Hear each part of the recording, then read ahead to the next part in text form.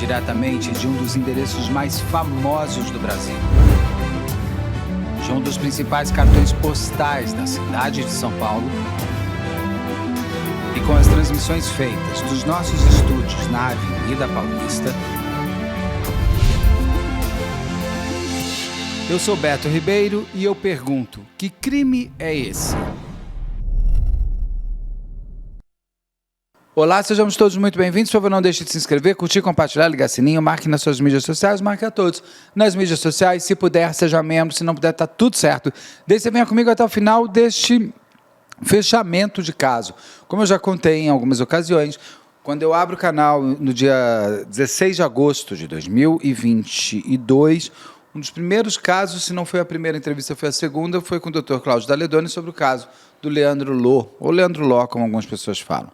Logo em seguida eu entrevistei também o advogado que assiste a acusação da família do esportista, também entrevistei um amigo do Leandro, sempre quis entrevistar a mãe, a irmã do Leandro Ló também, infelizmente não conseguimos marcar.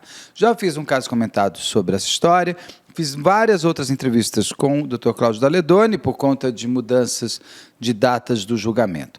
E agora, em novembro de 2025, chega ao fim, depois de 3 anos de morte do Leandro Lô, chegou ao fim o julgamento numa reviravolta, que quem vai contar é o Dr. Cláudio Daledoni, mas antes sempre lembrando, gente, você pode concordar, você pode não concordar, a gente faz parte de uma democracia de debate, o que não se pode é atacar o outro pela função que ele exerce.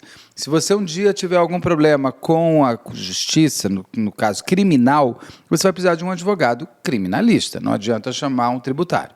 Então, muito respeito ao trabalho do Dr. Cláudio, que inclusive conseguiu impactar a todos nós que aguardávamos, todo mundo esperava um outro desenlace desse júri tão forte, mas quem vai me contar mesmo é o Dr. Cláudio. Dr. Cláudio, seja muito bem-vindo ao canal sempre.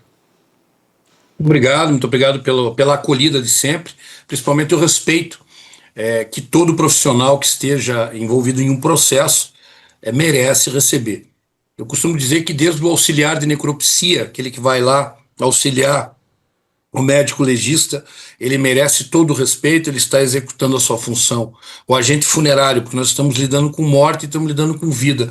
Assim como os familiares, a família enlutada merecem todo o respeito, todos os profissionais dentro deste processo merecem o respeito, e isso eu recebo sempre de uma maneira muito direta e objetiva por tua parte, orientando a todos os teus telespectadores, os teus seguidores, quem te segue e acaba seguindo. Esse caso é um caso que foi um dos primeiros mesmo do teu canal, se não foi, acho que está entre os 3 primeiros. Como caso é o primeiro. É o primeiro. E a gente chega ao fechamento dele, né? São 3 anos e 3 meses de processo, onde tivemos inquérito policial, tivemos a primeira fase judicial do processo, tivemos daí o júri. E o júri acabou entendendo aquilo que eu já desde o começo, na primeira fala que eu tive com você, que foi o primeiro veículo de imprensa que eu me manifestei, eu disse, ele agiu em legítima defesa. Evidentemente que a situação que se mostrava ali revoltava a todos. Esse caso é um caso que tem gatilhos, né? Tinha os gatilhos do que? Um super campeão, um rapaz cheio de vida, um rapaz bonito, um rapaz forte, um rapaz que era personagem de filme, né? Um mega campeão, mas que foi tragicamente assassinado, né? Foi morto com um tiro na cabeça, e isso acaba tendo uma repercussão enorme.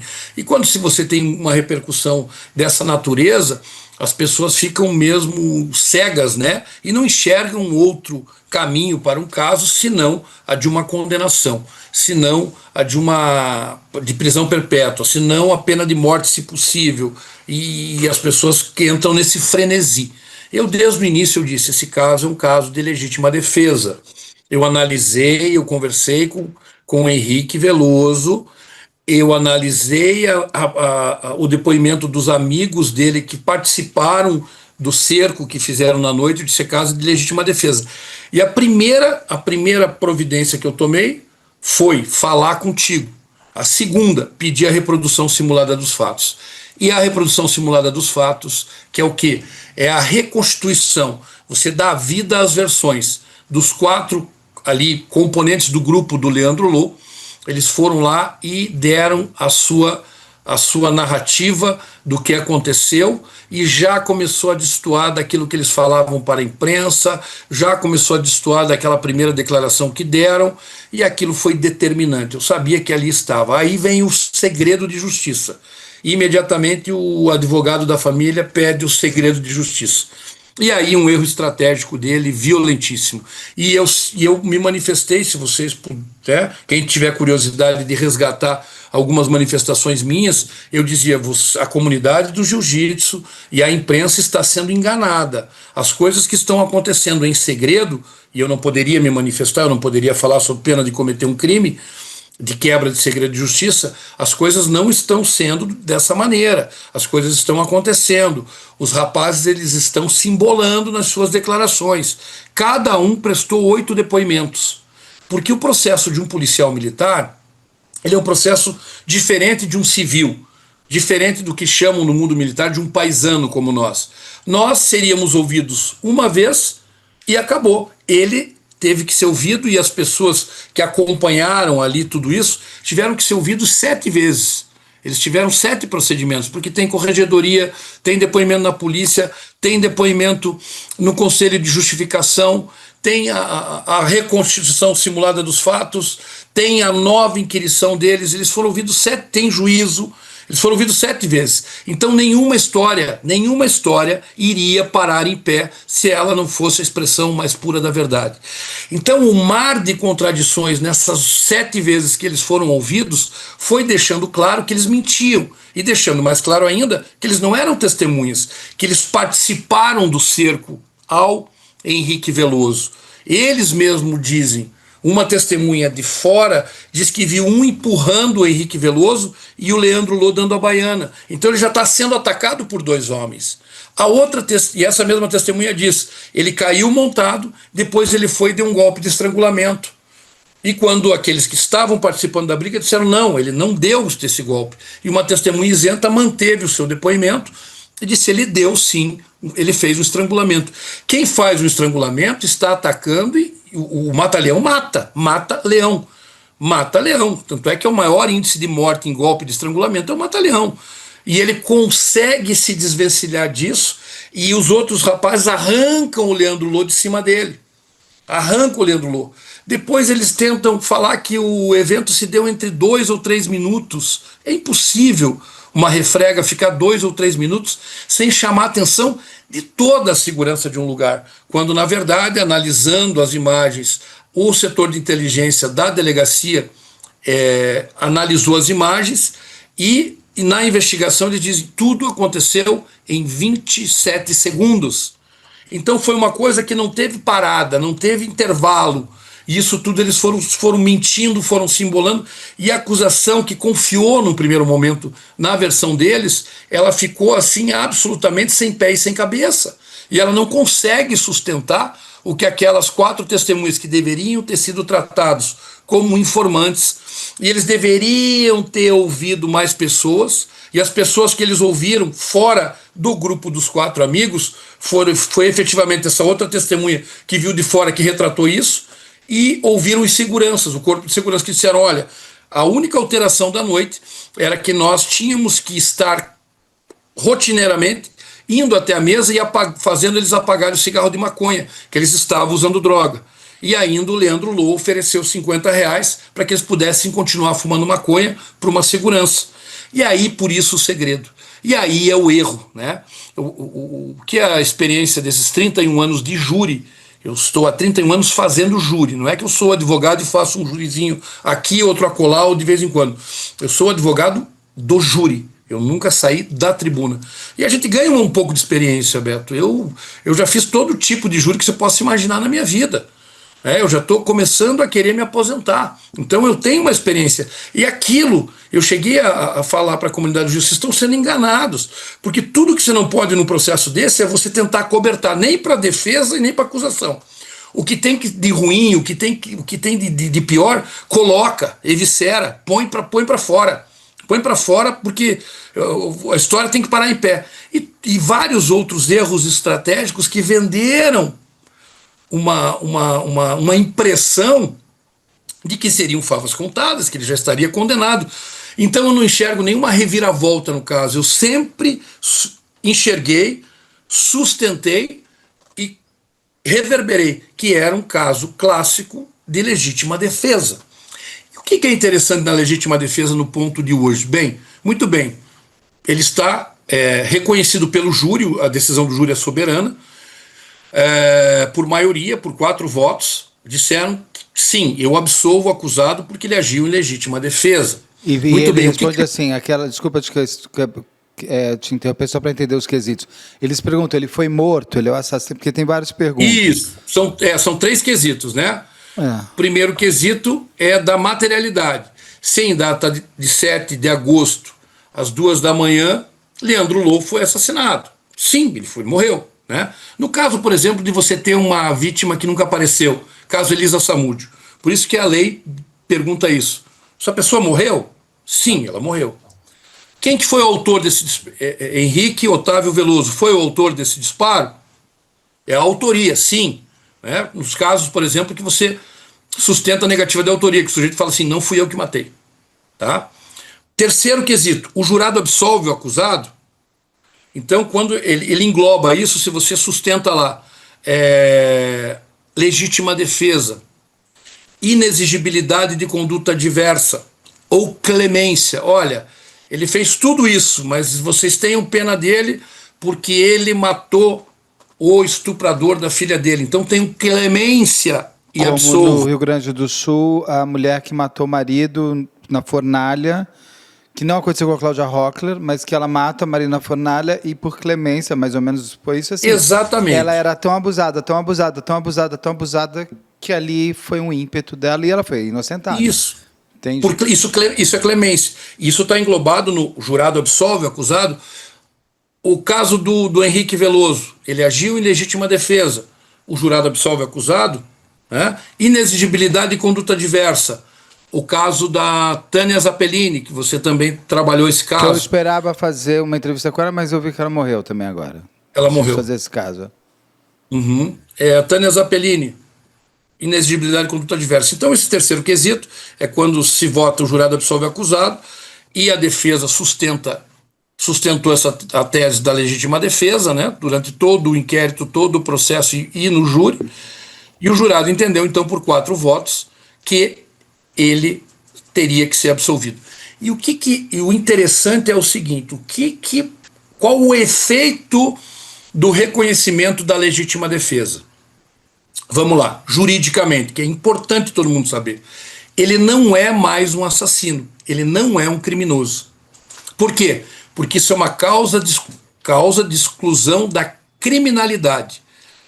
O que é um fato criminoso para a lei? É um fato típico. Típico por quê? Porque ele está tipificado no Código Penal. Ilícito, porque ele é contra a lei. E culpável, que é passível de pena. Essa causa, ela exclui a ilicitude do fato. Ele continua sendo um fato típico, né, que é um homicídio, né, matar alguém. Ele deixa de ser ilícito e ele deixa de ser culpabilizado porque não tem pena a ser aplicada. Então ele não é um fato, ele não é um criminoso.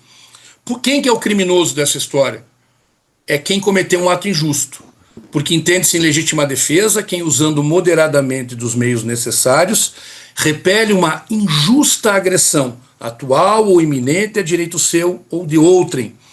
Quando você tem o reconhecimento da legítima defesa, você tem que ter um ato injusto. E esse ato injusto foi o quê? Foram as agressões que ele sofreu. E quem passa a ter o ato injusto, quem passa a ter o ato criminoso, é Leandro Lô. Leandro Lô é o criminoso. Henrique Veloso é a vítima.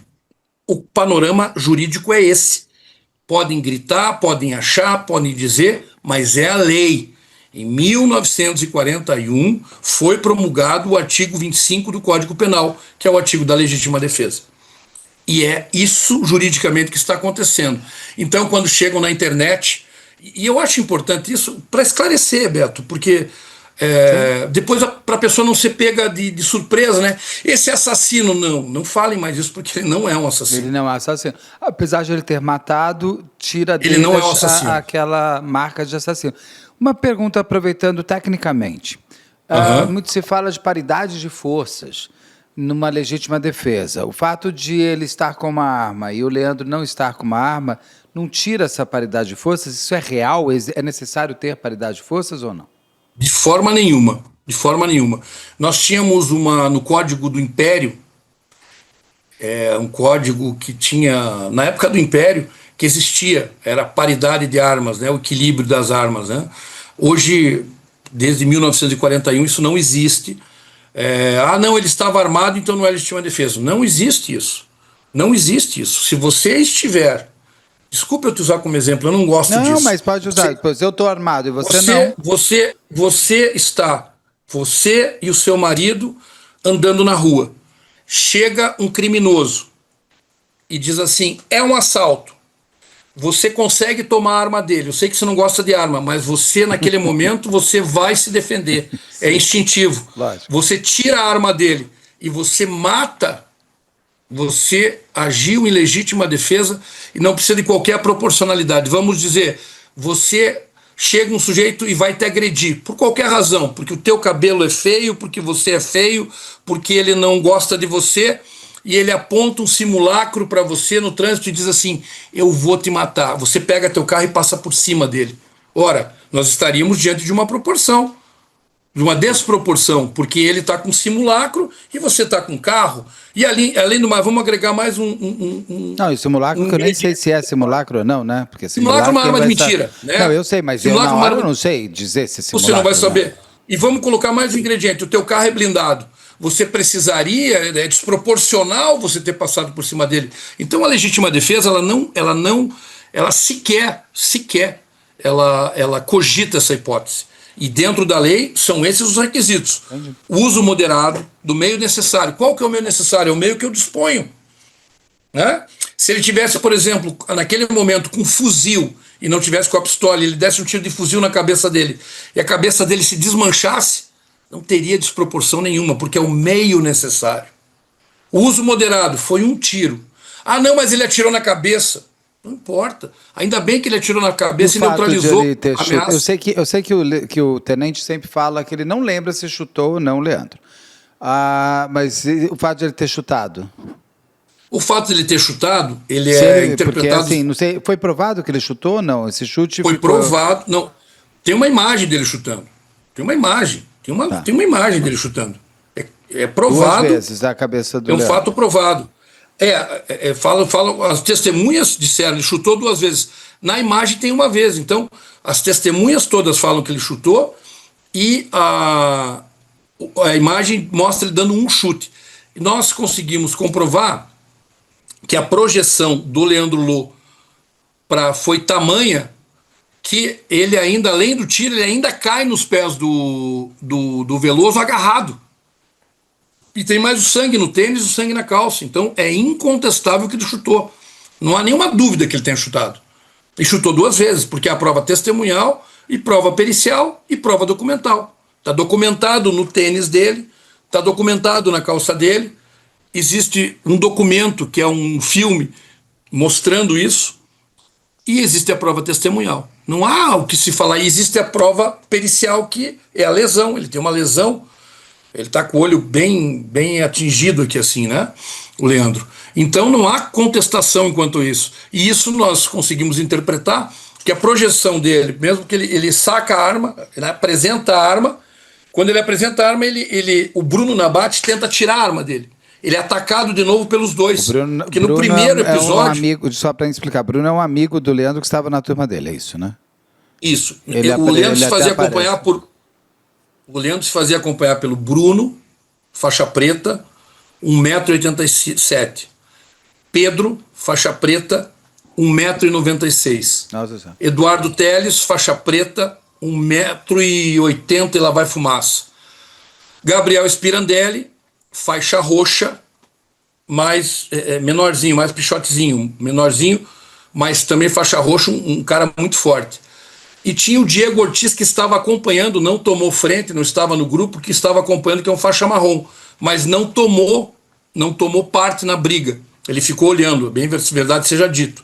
Mas para quem está sendo agredido, o que se afigurava para ele, eram 5 mais 1, 6 pessoas, né? Lembrando Então, que qualquer pessoa citada, inclusive a defesa do Leandro, família do Leandro, quem quiser falar, é só mandar e-mail para a equipe betoribeiro@gmail.com. Aí estavam isso. 5, 6.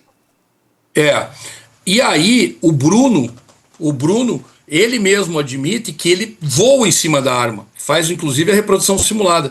Então quando ele apresenta a arma, que ele diz polícia, ele está naquele momento que ele é apagado, que ele acorda, que retiram o Leandro Lô de cima dele, que ele acorda e a testemunha diz que ele tá grogue, né? Que ele está voltando do estrangulamento, que ele saca a arma, e legitimamente saca a arma, porque poderia estar com aquela arma ali, não existe nenhum óbice legal, poderia estar com a arma ali, a arma era particular, a arma era registrada, que ele saca a arma de forma legítima e diz polícia, o Bruno voa na arma dele e o Leandro Lô vai para uma baiana, aí ele atira.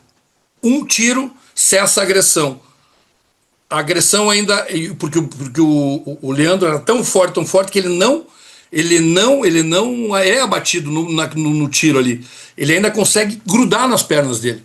E o chute, na verdade, quando todos diziam, meu Deus, ele deu o chute, ele disse, deu o chute sim. Ele deu o chute, não há contestação. Deu o chute justamente porque ele estava projetando para cima do Henrique Veloso. Ao passo que eles tentavam, de uma maneira mentirosa, dizer que ele estava bebendo, desprevenido, sem olhar, e foi atacado, que não se comprovou com as testemunhas. E por isso que eu disse, a comunidade do jiu-jitsu e a imprensa está sendo enganada. E esse engano acabou ocasionando, você mesmo falou, essa reviravolta. Não teve reviravolta nenhuma. O processo ele é translúcido nesse sentido. Eu te digo até que, sob ponto de vista técnico, uma vez que só teve sempre. Só teve isso. Sejamos legítimos aqui. Em real, você nunca mudou desde a primeira entrevista até agora. Entendi que para você era uma reviravolta, porque para você teria que ter sido esse o final, uma vez que vocês sempre falaram a mesma batida de argumentação. No caso, sabe, aqui, Beto, quem está de fora acha que é reviravolta porque você tem uma morte que, em princípio, aos olhos comuns, não existiu justiça, uma vez que não teve condenação. Entendo que o que você está me trazendo é que existiu justiça porque os jurados viram a comprovação que vocês levaram de legítima defesa. Não estou dizendo que eu concordo, não, estou só trazendo os pontos aqui. Uhum. E a par disso, né, nós fizemos as nossas investigações defensivas. Nós temos um provimento da OAB, provimento 188, que ele nos dá o direito e nos confere a prerrogativa de poder investigar também, instaurar um inquérito e investigar. E assim nós procedemos. E nós fizemos uma longa investigação. E nessa investigação nós mostrávamos que o Leandro Lô, ele era um habitué de confusões na noite. Ele tinha pelo menos 4 episódios marcantes sempre na noite.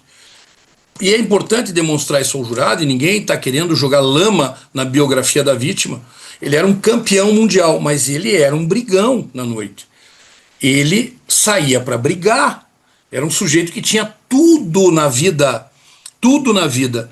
E é muito triste a gente ver um jovem daquele talentoso, quando você pega ali a certidão de óbito dele, sem bens a inventariar. Um sujeito que podia estar fazendo uma publicidade, um marketing em cima do nome dele, vendendo kimono, vendendo faixa, fazendo publicidade. O menino era um menino bonito, um menino lindo, forte, bonito, com toda aquela força. A imprensa adorava ele, a Rede Globo adorava ele, colocava ele lá, podia estar apresentando. Não, mas ele optou por um caminho muito ruim. Ele gostava de sair à noite, de encher a cara, de fumar maconha e de brigar. Esse é fato, provado dentro dos autos. Queiram ou não queiram, esse é o fato. Você não vai mudar a tua vida. Mas, você não tem como apagar. Você beber, fumar maconha, não te faz... E brigar, e brigar, e brigar, tudo e bem, brigar. Mas brigar, isso não significa porque eu tenho um episódio... Não. Eu posso te matar se você estiver ameaçando a minha vida. Se eu sentir que eu vou morrer na tua mão, eu vou te matar. Eu não tenho nenhum problema. Entre a tua vida e a minha vale mais. E eu vou te matar, não tenha dúvida disso. Então, ele, naquele momento, ele se colocou nessa situação. Eu defino com uma palavra: o Leandro Lô foi o artífice do seu próprio extermínio. Ele era um habitué da briga, ele se colocava nessa condição. Tem um episódio no Bar Galeria. Testemunhas, bom, você estava me contando, tem um episódio no bar? Tem um episódio no Bar Galeria que eles bateram no pessoal lá dentro. Galeria todos foram no Rio, retirados. Não, Galeria em São Paulo. São Paulo. Ah, tá. Retiraram o pessoal, ele foi lá, ele quebrou a cabeça do rapaz. O menino ficou na UTI. Ele bateu em mais 2 companheiros. E um Mas deles tem ficou boletim de muito ocorrência sobre isso contra o Leandro Lô? Boletim de ocorrência. Teve investigação, ele foi processado. Porque isso é uma tentativa de homicídio, pelo que você está me contando, eu estou errado? Não, ele não foi processado por isso. Aí tem um outro episódio que ele brigou dentro do Marral e brigou e machucou pessoas. Nesse Daí tem dia um outro que episódio, até tem um negócio o com o Flutuar. próprio Veloso, que o próprio Veloso conta desse negócio de Marral. Aí é o episódio do Veloso, que ele teve que fazer a intervenção e ali começa a confusão Tá, deles. aqui no canal tem até o depoimento do Veloso. Tem um episódio no Bar Flutuar que ele, com mais 6, estão saindo da balada, Bar Flutuar, que é uma balada, e aí ele joga um copo de bebida no motoboy que estava ali na rua. Isso, e depois eles vão lá, ele vai lá e espanca o motoboy. Esse Então também tem boletim de ocorrência desse motoboy? Tem boletim tem até vídeo no ar, não tem até um vídeo, não tem? Tem boletim de ocorrência, tem vídeo, ele foi denunciado pela justiça, ele e um outro lutador profissional, só que a justiça nunca encontrou o Leandro Lô para ele ser citado, dizendo, olha, tem um processo criminal de agressão teu ali. Ele nunca foi encontrado, o endereço dele era incerto e não sabido para a justiça. Assim como ele não conseguiu ser alcançado nas outras investigações. E outra, eu estou falando de um período de 2 anos. Todas essas brigas. Ele saía para brigar, para se embriagar e se colocava na situação de risco. No Marral, ele cobrou, ele falou, quem que é esse cara aí? O Henrique Veloso. Aí esse Bruno falou, pô, esse cara veio falar que ele era polícia, eu falei que eu não era bandido e que eu não tinha medo dele. Pô, esse cara aí já pesou comigo no Santo Cupido, que era uma outra balada, só que o Henrique Veloso nunca foi no Santo Cupido. Ele até explica porque não pode entrar de boné e ele só anda de boné. Só anda de boné. Ele nunca entrou no Santo Cupido, ele pode ter confundido com alguém, né? E aí ele fica com aquela situação guardada, e quando eles enxergam, e nós provamos dentro do Clube Sírio, eles enxergam o Henrique Veloso. E eles veem o Henrique Veloso chegando. Eles enxergam o Henrique Veloso e o Leandro fica com a atenção dele toda voltada para o Henrique Veloso. E quando o Henrique Veloso chega perto, o Henrique Veloso conta que ele pega pelo braço e diz, você não é o bichão ali do Marral? Como é que vai ficar aquela?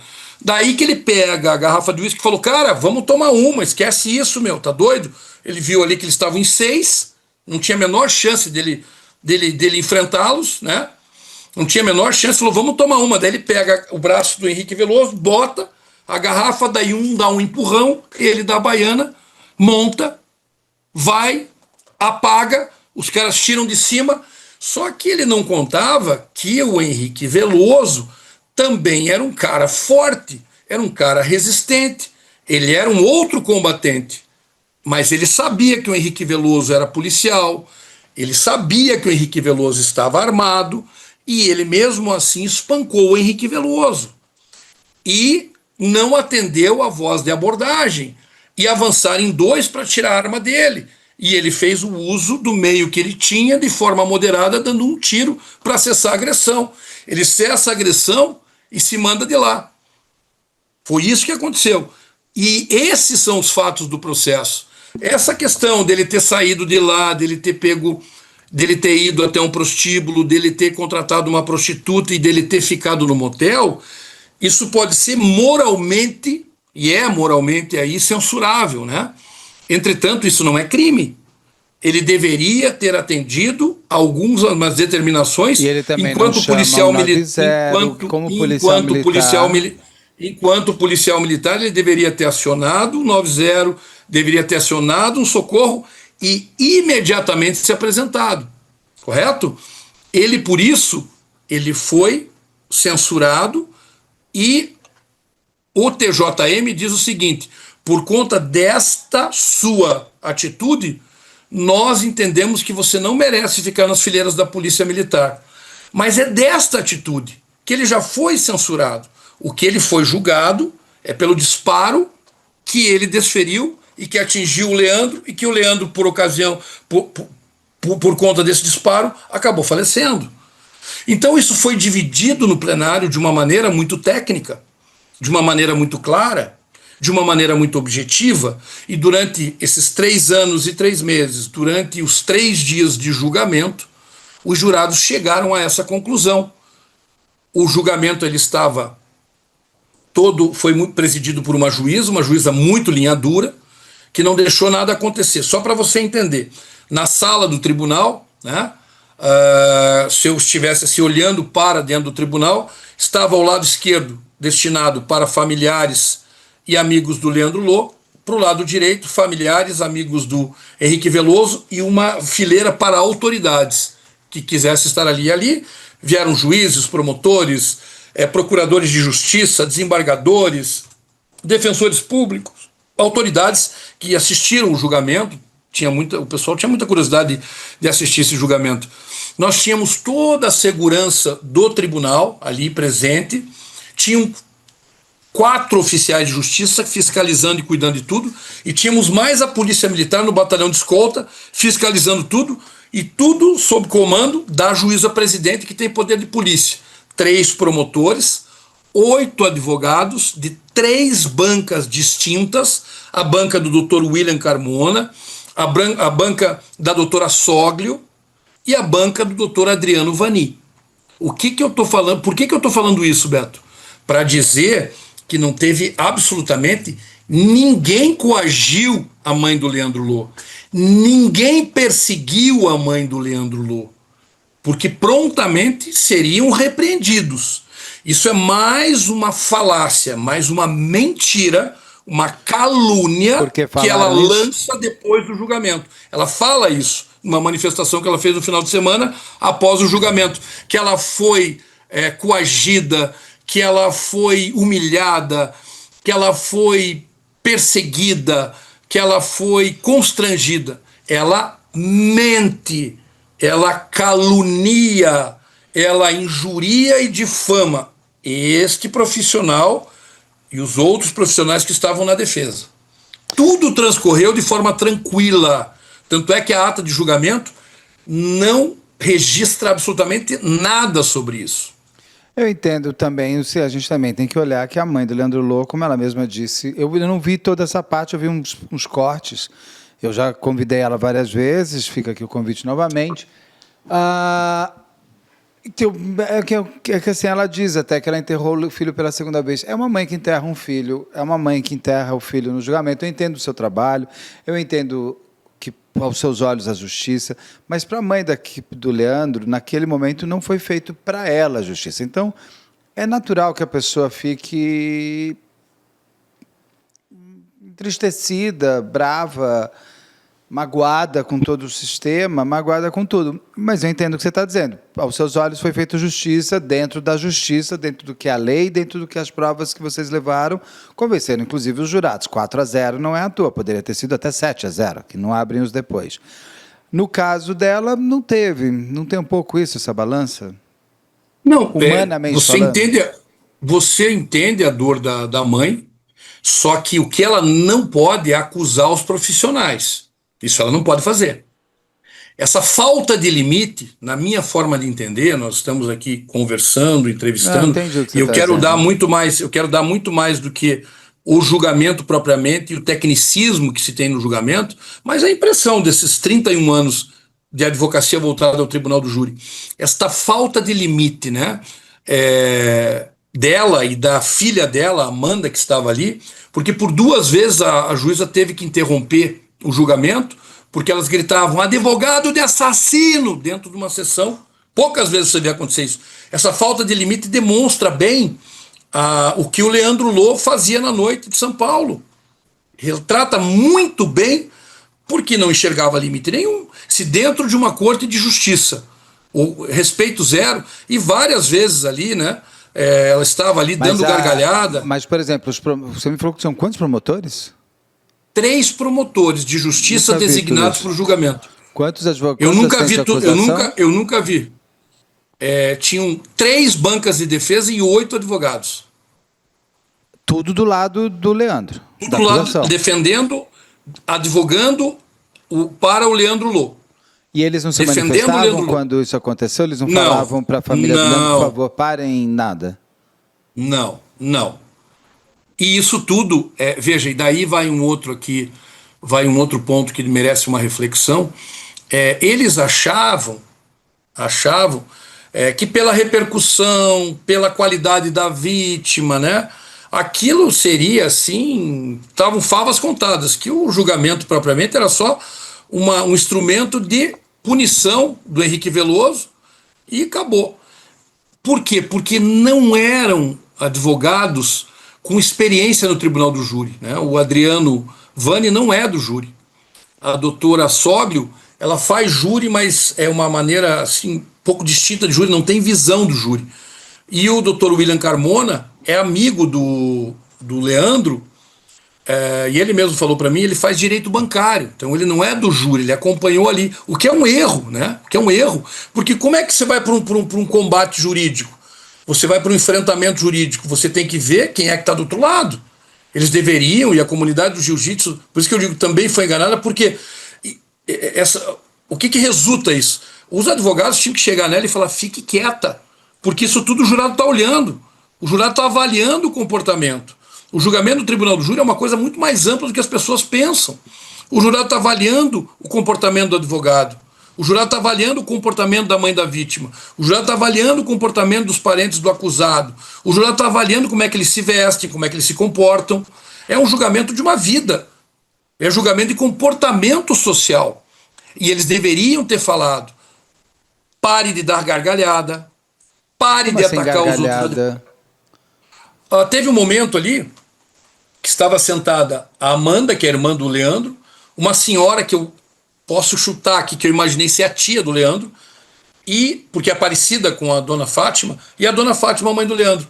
E aí nós estávamos inquirindo ali uma testemunha, que era a única testemunha que a defesa levou, e ela pegava um casaco, assim, uma blusa, e colocava na cabeça, e a mãe do Leandro dava gargalhada. E eu só olhei assim, o jurado olhando aquilo. O jurado olhando aquilo, quer dizer, aquilo ali não é comportamento para se ter num tribunal. E todo esse time ali achando bonito isso. Eles foram, tecnicamente, muito equivocados, os advogados, sabe? Eles não souberam. Você chega lá, por exemplo, na minha equipe, eu tenho uma pessoa que ela faz ela é do marketing e de relações públicas, então ela tem uma função. Ela chega ali, ela orienta, ela que conduz, ela orienta como tem que se vestir, como tem que se comportar, quais são os intervalos, qual que é a hora de sair, qual que é a hora de voltar. Ela diz o seguinte, você não pode pegar e abrir um pacote de bala de goma e comer aquilo ali, porque ali não é lugar de comer. Se você tiver fome, você saia. Você tem que ter um comportamento, porque você está numa corte de justiça, você não está, aquilo não é brincadeira, aquilo ali não é um jogo de futebol. E aí ela lança assim depois, né? Aquilo foi um circo, aquilo foi um show de horrores. Não, aquilo foi um julgamento. E ali estavam, porque os profissionais ali pareciam atores, eles podem deixar de ser advogados, porque eles são atores. É um desrespeito à minha profissão, é um desrespeito à justiça, é um desrespeito até com o filho dela. Esse comportamento pesou muito ali, sabe? Elas por 2 vezes, advogado de assassino, e berravam no tribunal, tinham que ser tiradas do tribunal, a sessão era interrompida, meia hora depois voltava, e elas entravam em confronto com os advogados. E ali, como o doutor Vani não é do júri, ele chegava para ela, e também, porque a gente fica cuidando de tudo, né? Eu ficava cuidando. Quando tinham depoimentos, os depoimentos eram, um foi pior do que o outro para a acusação, ela se preocupava, daí vinham os advogados e diziam, fique tranquila, não aconteceu nada, ele vai ser condenado. Então eles estavam ali falseando a verdade com ela, colocando nela uma expectativa que não ia acontecer, porque a verdade não era essa. O julgamento para a acusação estava indo muito mal e a chance de ele ser absolvido só ia crescendo dia a dia. O advogado tem que ser leal para com o seu cliente e falar, a coisa não está andando bem, ele pode ser absolvido. Então tudo isso, por isso que eu disse, vocês estão sendo enganados, a comunidade, vocês estão sendo enganados, a coisa não está andando dessa maneira. Por isso que as pessoas falam, meu Deus, como foi absolvido? Eu não vi, não me espantou nada. O tenente Veloso deu depoimento novamente?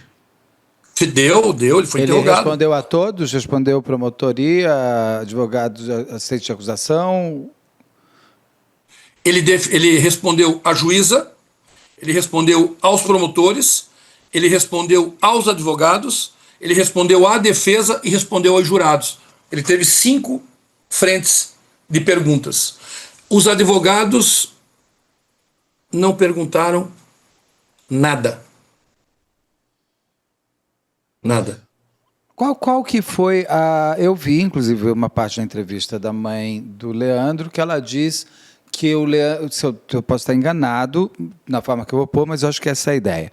Como se o tenente tivesse ido naquela noite para tirar a vida do Leandro. Tem uma coisa dessa? Qual era o ponto, qual era a argumentação da acusação nessa história toda durante o julgamento? Você está me perguntando qual era o motivo que sustentava a acusação do Henrique Veloso ter assassinado... Ele foi premeditado, não foi premeditado, ele foi para matar, não foi para matar, teria sido uma briga que terminou num tiro, porque me dá às vezes a sensação da parte da acusação de que teria sido quase uma premeditação.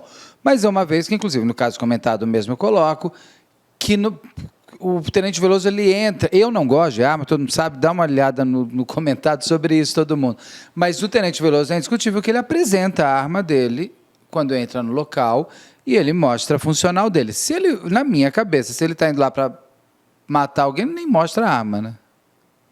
Deixa eu falar.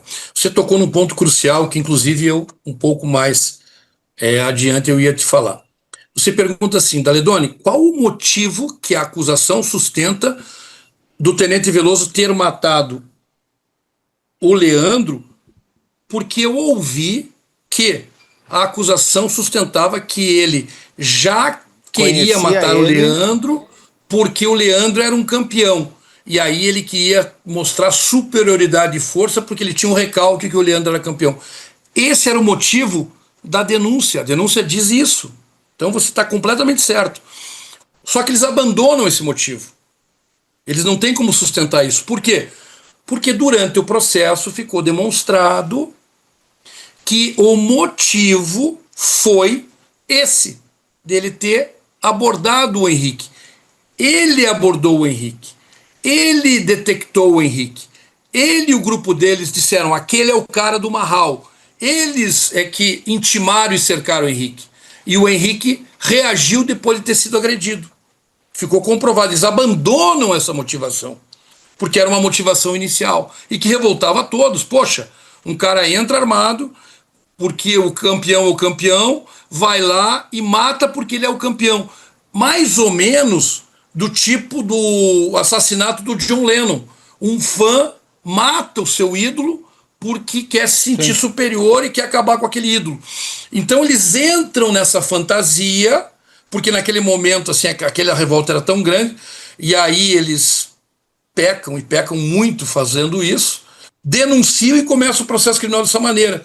Aí daqui a pouco chega exame de necropsia, exame de local, reprodução simulada dos fatos. E aí todo esse conjunto de provas técnicas, científicas, dizem, peraí, não foi desse jeito.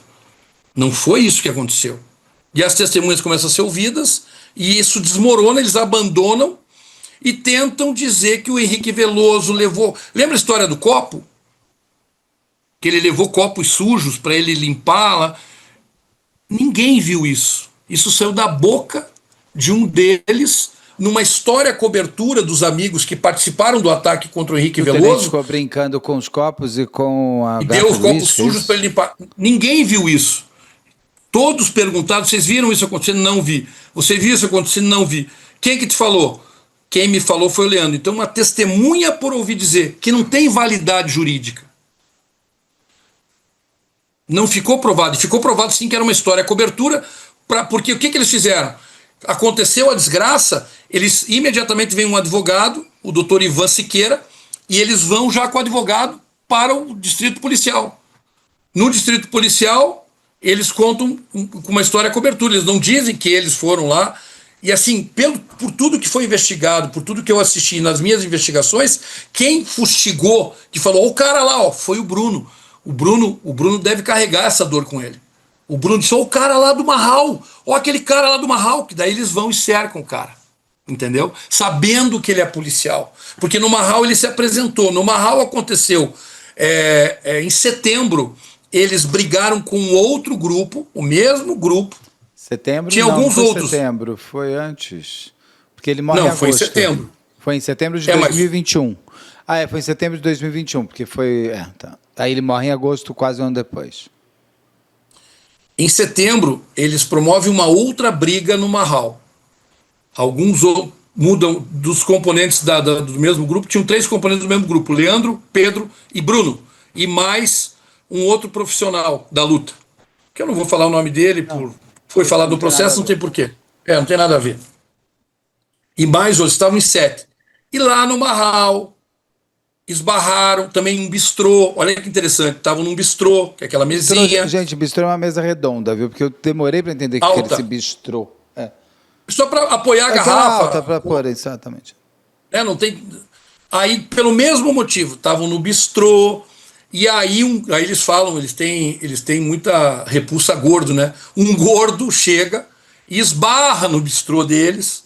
E esse gordo, que eles falavam com ar assim, disse: Meu Deus do céu, tô gordinho. Eles, putz, será que eles vão. Será que se eles me encontrassem à noite, eles iam me bater porque eu tô gordinho? Eles falam muito, seu gordo, você olha no meu. Seu gordo, você é isso, você é aquilo. Eu digo, eu sou tudo isso.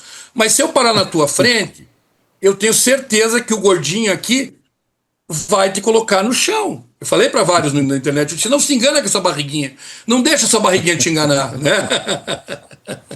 E um gordo encosta no bistrô. Um gordo encosta no bistrô e derruba a bebida neles. E aí esse gordo enfrenta esses 7 lutadores e esse gordo joga uma garrafa no Bruno Nabate. Então sempre tem bistrô, tem bebida, tem bistrô, garrafa, tem bebida, tem garrafada. Briga. E daí nessa do Marral tinha um gordo e no Sírio tinha um negro. Polícia. Mas no Marral que daí eles têm uma briga, que daí o aí eles têm essa briga e o Henrique Veloso, o Henrique Veloso está com o dono do Marral ali bebendo e ele pega, junto com a segurança, ele faz uma intervenção. E um outro tenente estava junto com o Veloso, ele diz, opa, parou, polícia. Claro que ele não vai parar e falar assim, meninos, tudo bem? Como vocês estão? Vocês estão bem? Vocês comeram, vocês jantaram antes de vir? Vocês escovaram os dentes? Vocês deram benção para a mamãe e para o papai? Vocês poderiam parar de brigar? Polícia! Parou com isso aqui é polícia, pô! No depoimento do Tenente Veloso, ele não fala que foi bem assim. Ele chega e fala assim, que ele chegou e falou, olha, eu sou polícia e tal, numa boa. O outro rapaz que diz pro Leandro que ele chegou e falou, eu sou polícia. Tem até uma forma de interpretação diferente, porque o tenente não fala. Ele fala assim, aqui não tem ninguém. E daí que você é polícia, aqui não tem bandido? E aí ele fala que deu uma carteirada. Você tá se divertindo, eu tô me divertindo, a gente tá se divertindo. Aqui não tem mais. Ele tava se divertindo porque a diversão deles era realmente bater na cara dos outros, isso é fato. Realmente era uma diversão. Eles se divertiram muito, surrando, muita gente inocente aí. Muita gente inocente. Surraram bastante. Quebrava a cabeça de um, mandavam para UTI. Aí depois eu me indaguei, né? Por que não achavam... Eu não sei, o Leandro, se ele dava nos boletins de ocorrência um endereço que não existia, que nunca encontraram o Leandro. Esse processo criminal, que ele morreu respondendo ao processo criminal, ele nunca foi encontrado. Ele nunca foi encontrado. Quando eu dou meu CPF, eu fui 2 vezes fazer boletim de ocorrência de roubo, essas coisas. Eu dei meu CPF, sabiam tudo de mim? Sabiam tudo de você, Meu endereço, tudo. mas você mantém o seu endereço Ah, com em imposto de dia. renda, essas coisas? Você mantém teu endereço em dia. Tem pessoas que moram um mês numa casa, outro mês na outra, dá o endereço da mãe que já mudou 10 vezes. Aí você vai encontrar como? Isso acontece. Então ele nunca era encontrado, ele nunca foi alcançado. Porque se a justiça tivesse alcançado e tivessem dado uma cana nele, tivessem dado uma medida protetiva contra ele para ele não aproximar das vítimas, tivesse essa intervenção do Estado, talvez ele colocasse a mão na consciência de que ele não poderia bater nos outros. Talvez, não sei. Mas só voltando ali para o julgamento, vocês tinham sempre muito claro que era uma autodefesa lá, né? Uma Sim. legítima defesa. A acusação durante o júri foi colocado como o quê? Que foi o Tenente Veloso que foi lá provocar, porque ele já tinha vindo do Marral, e na verdade ele colocava o Tenente Veloso como verbo da frase, como ele tendo tido a ação contra o Leandro, é isso? Isso. O que se disputou? Quem provocou quem? Ok? Essa era a disputa do processo. Quem é que provocou quem? E quem é que deu início às agressões? O Veloso dizia: eu fui provocado, abordado, provocado, espancado. A acusação dizia, com aqueles 4 amigos, que eles foram provocados com a chegada dele e que ele pegou a garrafa e começou a balançar, e aí isso motivou que o Leandro desse a baiana e imobilizasse ele no chão. Só que eles não conseguiram provar isso. E mais do que provar isso, é a lógica. A lógica ela tem que estar presente dentro de qualquer narrativa que você queira fazer valer. Dentro do arcabouço jurídico, dentro da lógica. Era lógico que o Henrique Veloso fosse até um grupo de 6, que estavam em 6, o Diego Ortiz fez parte ali, de 6 homens grandes, fortes, com a orelha estourada. Não era lógico que isso acontecesse. O próprio advogado Adriano Vani fala para você, e é uma parte que está no processo que foi usada, que ele diz, não tinha como ele chegar lá. Ele sabia que ele ia perder, ele sabia que ele ia apanhar se chegasse ali. É qualquer um. E o Henrique Veloso não é nenhum bobo, ele é um oficial da PM, ele é um sujeito que pratica arte marcial, ele não é um idiota. Só que ele é um cara preparado. O grande problema, é que eles falaram isso o tempo todo e não conseguiram comprovar isso nos autos. E a defesa conseguiu comprovar tudo que a versão dele trazia nos autos. E isso culminou no reconhecimento da legítima defesa. Henrique Veloso não é um assassino, Henrique Veloso não é um criminoso.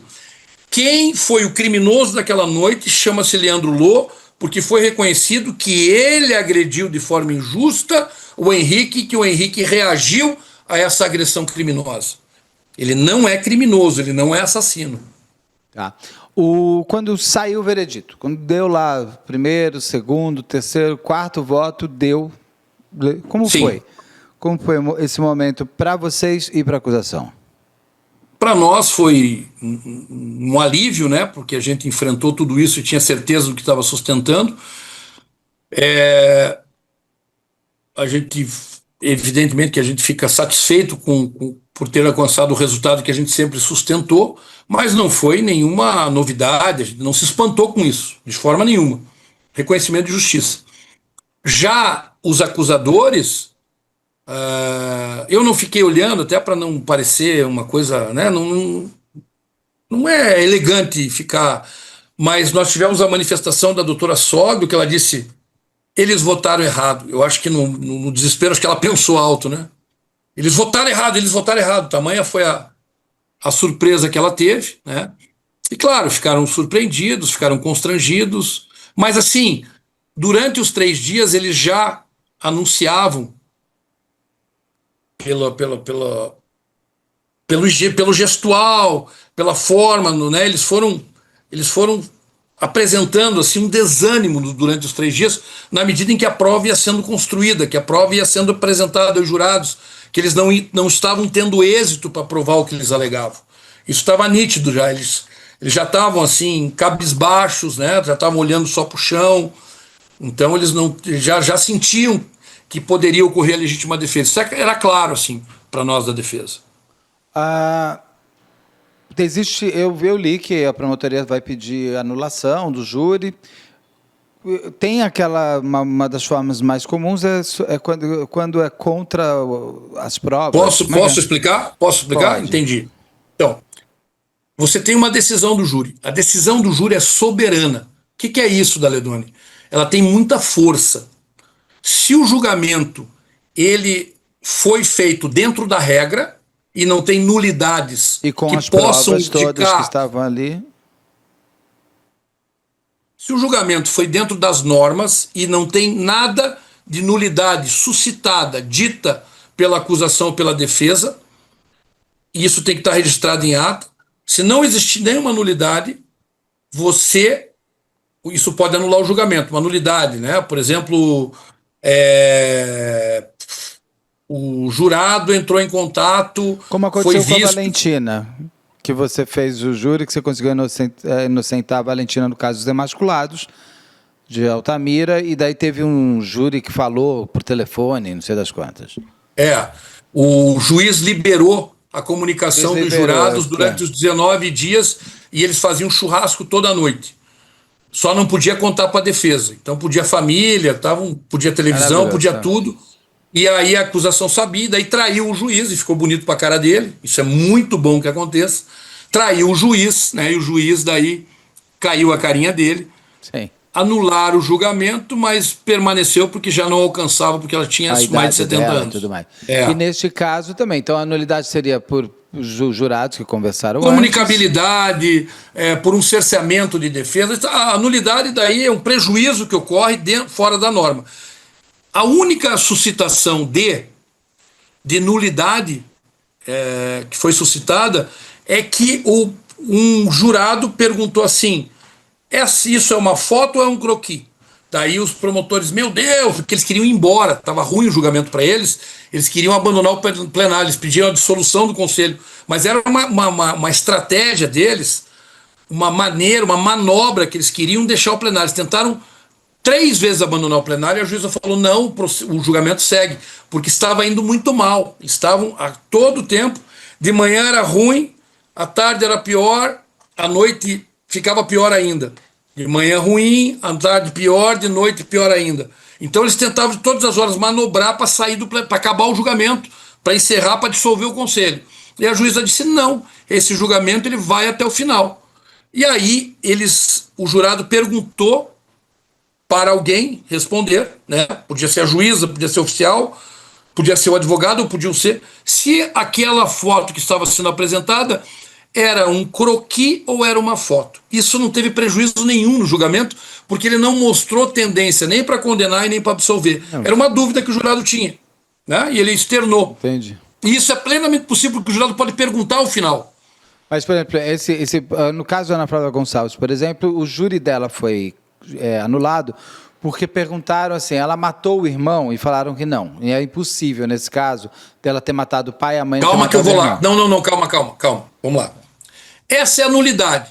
Então, é o seguinte: o que é a nulidade? Se acontecer alguma coisa dentro desses 3 dias e foi indicada pela acusação que interferiu no julgamento dos jurados, que interferiu no procedimento e causou um prejuízo para a acusação. Não, isso não existe. Agora, e esse é o argumento maior, né? Isso são preliminares. O argumento maior é o seguinte: uma decisão manifestamente contrária à prova dos autos. Isso daí, manifestação, isso daí que eu estava tentando lembrar. Uma decisão manifestamente contrária à prova dos autos. A prova mostra que ele é assassino e eu estou dizendo que ele é inocente. Assim, Nesse o que caso, é uma decisão?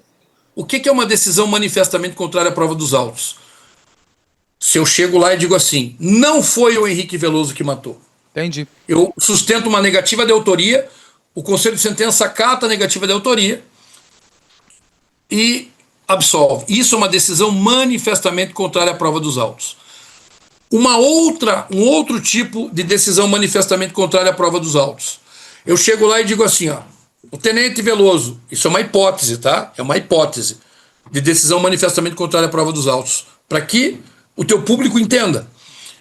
O tenente Henrique Veloso fez tudo isso, mas só que ele merece ser absolvido, porque ele é bonzinho, porque ele no Dia das Mães ele deu presente para a Por mamãe, clemência. porque ele toma banho todo dia às 6 da manhã, ele escova os dentes, ele é cheiroso, ele é um negão bonito, então por clemência vocês absolvam. Não foi esse o caso. O caso Eu dele sempre aqui sustentei. entendi. Mas continua. por favor. Existiam duas teses.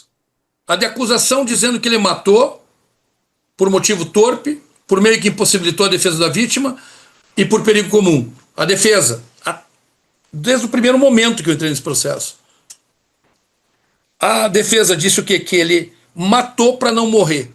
Ele se autodefendeu. Ele fez uso do Instituto da Legítima Defesa. A disputa era essa no processo. Então não tem decisão manifestamente contrária à prova dos Porque autos. você tem as provas, você em momento nenhum negou que ele matou o Leandro. Jamais. Apenas você justifica através da legítima defesa essa tese que não é contrária a prova nenhuma. As provas confirmam que ele todas matou. nesse sentido. Tem o chute no olho, tem tudo. Eu não estou negando Tudo. nada. Apenas estou dizendo que isso aconteceu por causa disto. E é isso que vai dar a inocência, porque se você acatou, todos acatamos que foi uma legítima defesa, a legítima defesa inocenta, é isso? Eu posso usar a palavra inocente? É isso. Ele é inocente. Tá. Inocente. Tanto é que ele não cometeu crime nenhum. O que o Henrique Veloso fez até hoje? Matou para não morrer. Ele cometeu algum crime? Aos olhos da lei e juridicamente, nenhum crime ele cometeu. Ele não cometeu nenhum crime. Ele não é um assassino. Ele não é um acelerado. Ele não é um psicopata. Ele não é nada disso. O tribunal disse, a lei falou, e é assim que nós temos que acatar a decisão. E os advogados de acusação mentiram o tempo todo para essa mãe, para essa pobre mãe, que tem esse luto. Isso aconteceu. E isso fez com que ela tivesse todos esses equívocos durante o julgamento e sentisse essa dor ainda mais profunda. Porque eles a todo tempo diziam, está tudo tranquilo, não estava nada tranquilo, Beto. Não tinha nada tranquilo ali.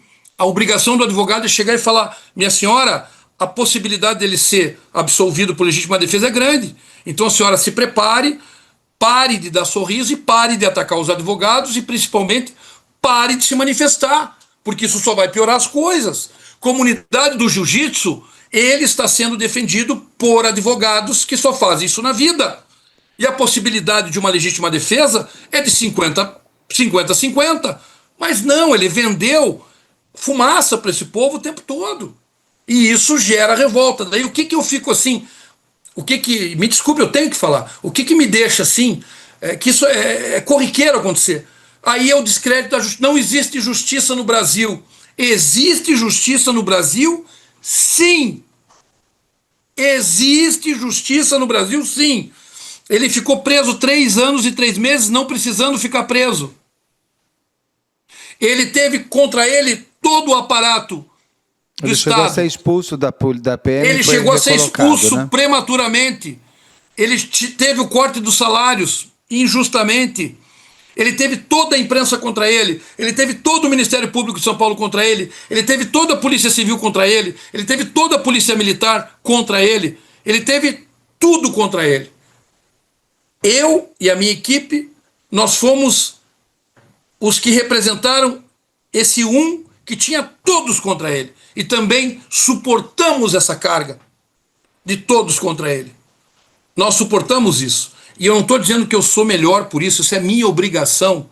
Assumir um caso dessa repercussão com essa complexidade é assumir tudo isso. Eu só estou colocando tudo no seu devido lugar. E eu acho isso uma covardia fazer o que foi feito com a comunidade do jiu-jitsu, porque eu sou da comunidade da luta, e eu vi a dor dessas pessoas que estavam sendo enganadas. E eu falei isso.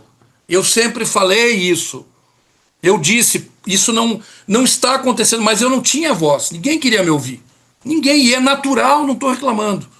Só que as pessoas têm que ouvir o advogado do outro lado. Porque daí a reviravolta, não teve reviravolta nenhuma. Aí é o descrédito da justiça. E eu faço parte da justiça. Eu faço parte da justiça. Aí muitos dizem, essa imprensa canalha, essa imprensa... A imprensa não é canalha. A imprensa vende, jornalisticamente falando, que entendo, pelo amor de Deus, não é venda de... Vendem jornalisticamente aquilo que eles recebem da fonte. A imprensa confia naquilo que o advogado da acusação está falando? E é sempre melhor ouvir o advogado da acusação, porque você remar a favor da maré é mais gostoso. Você remar contra a maré que é difícil. E o advogado de defesa é sempre o quê? O mentiroso, o ladino, o advogado do assassino. Por vezes é confundido com o próprio assassino. E eu não estou reclamando, eu só estou colocando as coisas como elas realmente são. Só isso. Sim. Doutor, agora ele está como? Ele voltou para a PM, já voltou a trabalhar? Voltou a trabalhar, ele voltou agora. Hoje, inclusive. Hoje é dia 18 de novembro. 18 de novembro. Isso, exatamente. Ele já voltou a trabalhar. Ele se apresentou, né, na polícia. Foi fazer alguns exames, né, que são necessários e ver se está tudo bem com ele. E possivelmente ele vai ser submetido está sendo submetido no hospital da Polícia Militar. Por essa semana ele vai fazer um exame Todos físico, aqueles que precisam ser feitos, até um exame mental, um exame de tudo. Se ele está com equilíbrio para poder voltar a exatamente. E tem que fazer isso. E a polícia é muito rigorosa quanto a isso. Ele ficou 3 anos e 3 meses preso. E não pode chegar, então ele está sofrendo uma batida, mas ele já está na polícia, ele já voltou à atividade, né? Doutor Daledoni, a gente começou o canal conversando, a gente encerra, não o canal, mas encerra esse caso depois de 3 anos.